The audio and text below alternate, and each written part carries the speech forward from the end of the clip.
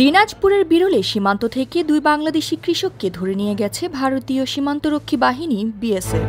এ ঘটনার জেরে দুই ভারতীয় নাগরিককে ধরে এনে আটকে রেখেছে বিক্ষুব্ধ এলাকাবাসী। এ নিয়ে দুই সীমান্তে উত্তেজনা বিরাজ করছে। শুক্রবার দুপুর 12টার দিকে দিনাজপুরের বিরল উপজেলার ধর্মজৈন সীমান্ত এলাকায় এ ঘটনা ঘটেছে।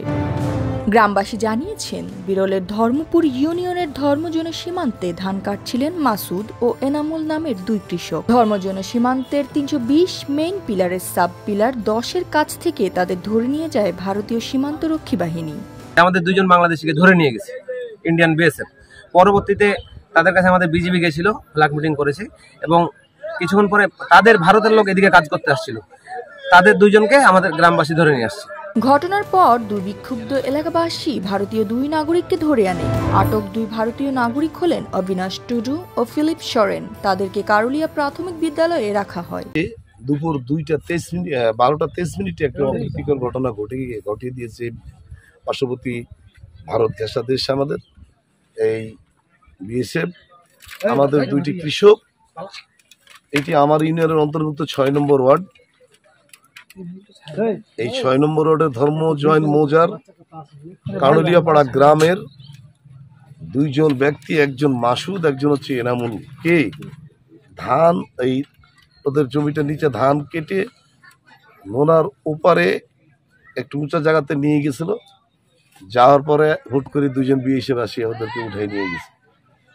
ঘটনাটি ঘটছে 12:23। এই মর্মে তাৎক্ষণিকভাবে আমরা সবাই মিলে বিজিবিকে জানাই। বিজিবি আসে, বিজিবি তাদের সঙ্গে তাৎক্ষণিক যোগাযোগ করে। বিজিবি তাদেরকে চিঠি দিয়েছে কিন্তু কোনো উত্তর দেয়নি। উত্তর এই কথাই বলছে যে আমরা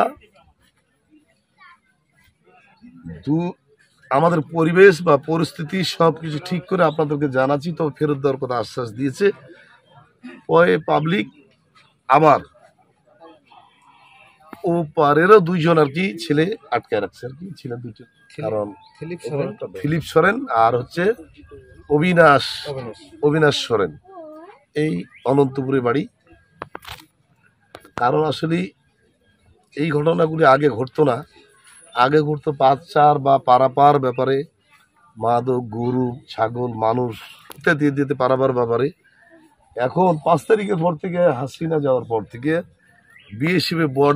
বিএসএফ অনেক বাড়িয়ে দিয়েছে, উগ্র হয়ে গেছে আর কি। কথাটা বলছেন না, মানে তাদের মাটি মানচিত্র খুঁজতেই দিবে না। 150 ফিট যে আন্তর্জাতিক আইন ছাড়া আছে, হ্যাঁ, সেটা সম্পর্কে ও কি বল না এখন বর্তমান আর কি, আগে সেরকম ছিল না। তাই আমি এই বাংলাদেশ বিজিবি 32-42 বিজিবির যারা এখানে দায়িত্ব আছেন তাদেরকে আমি ধন্যবাদ জানাচ্ছি। পরে বিজিবি সদস্যরা সেখানে গেলে তাদেরকে বিজিবির কাছে হস্তান্তর করা হয়।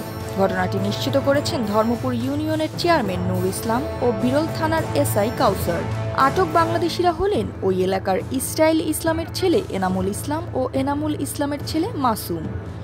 এ বিষয়ে বিজিবির পক্ষ হতে এখনো আনুষ্ঠানিক কোনো বক্তব্য পাওয়া যায়নি। তবে দুই দেশের নাগরিক বিনিময়ে পতাকা বৈঠকের প্রস্তুতি চলছে বলে জানা গেছে।